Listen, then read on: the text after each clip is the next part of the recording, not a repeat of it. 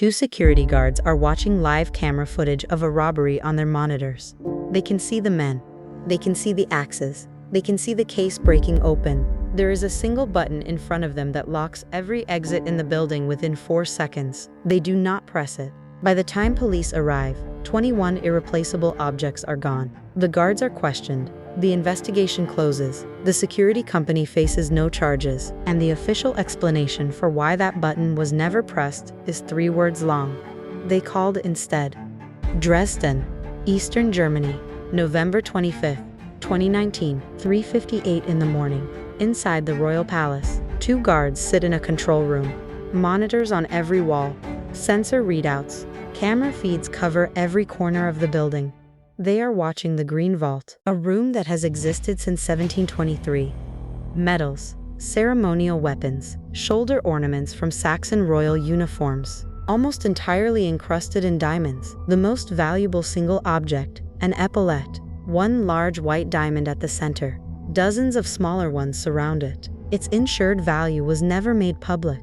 It survived 2 world wars. It will not survive the next 5 minutes. The security setup was described as state-of-the-art.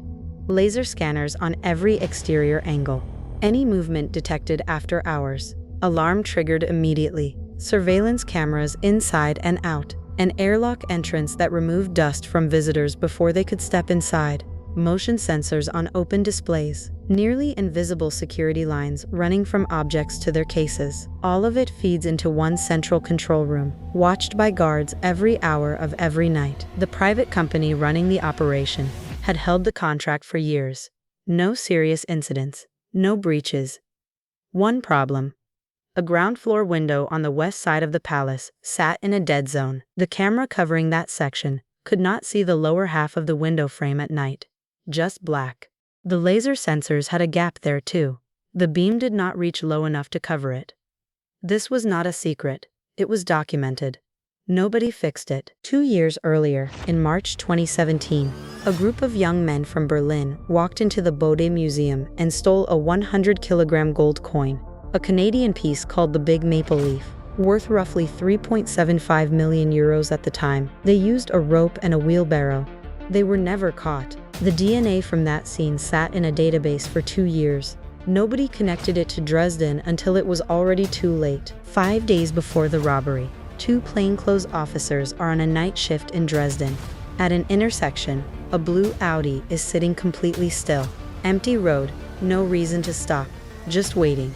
They drive past, then the Audi makes an illegal turn and accelerates hard into the dark. They run the plates. The plates belong to a Nissan. They move to stop it, pull directly behind it at a red light. The Audi spins 180 degrees.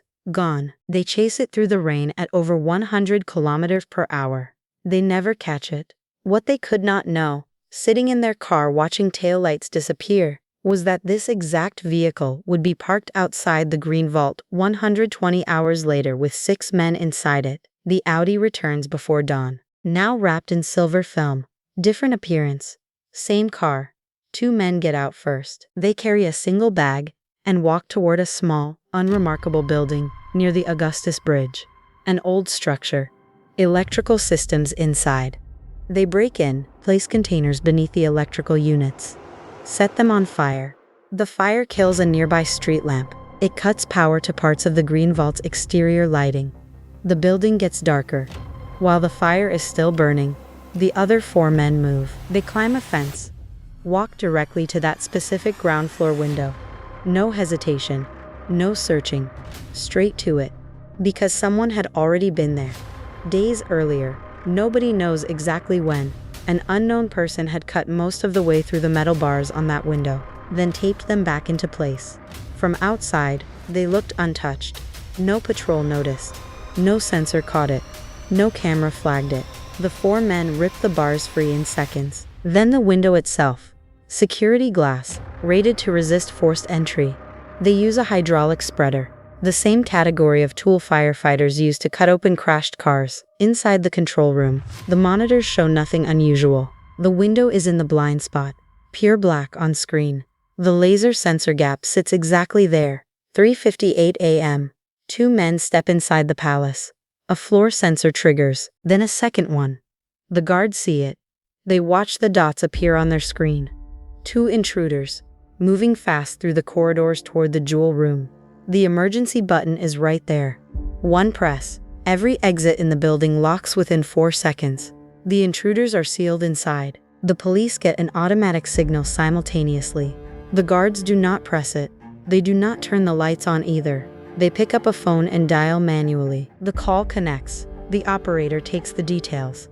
A unit is dispatched. 3 minutes gone. In those 3 minutes, the 2 men walk through the halls of the Green Vault, push through the door of the jewel room, and stand in front of the main display case.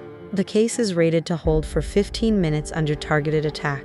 They break it in under 60 seconds. Axes.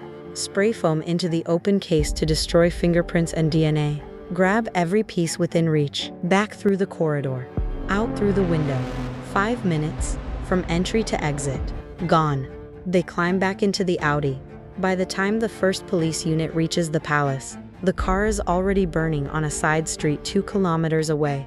A taxi filmed on motorway cameras is moving toward Berlin at nearly 200 km/h. Then nothing. No arrests. No trail. No diamonds. 21 pieces taken.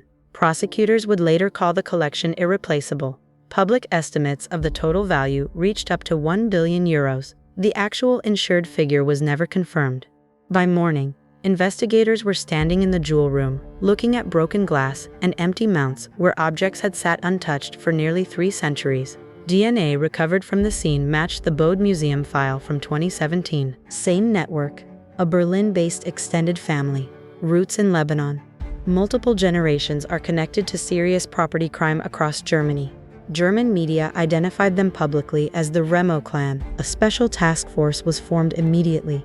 Months of surveillance, phone intercepts, forensic work linking both cases across 2 cities and 2 years.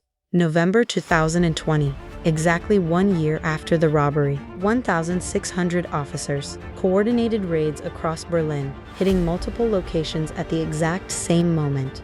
Several men were arrested immediately, others slipped out, were picked up in the weeks that followed. 6 suspects charged, all connected to the same network.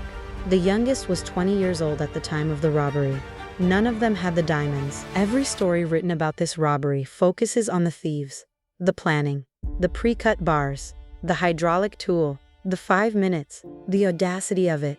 And none of that is wrong. But it is less than half the story. The blind spot in the camera coverage of that window was known before the robbery. Documented, not corrected. The gap in the laser sensor coverage at the lower window frame is known, not corrected. Bars on a ground floor window of one of Germany's most visited museums, cut through in the days before the robbery, taped back into place and never spotted by a single patrol or security check. And a button in the control room that would have ended the robbery before it started, not pressed. The thieves did not find a gap nobody knew about.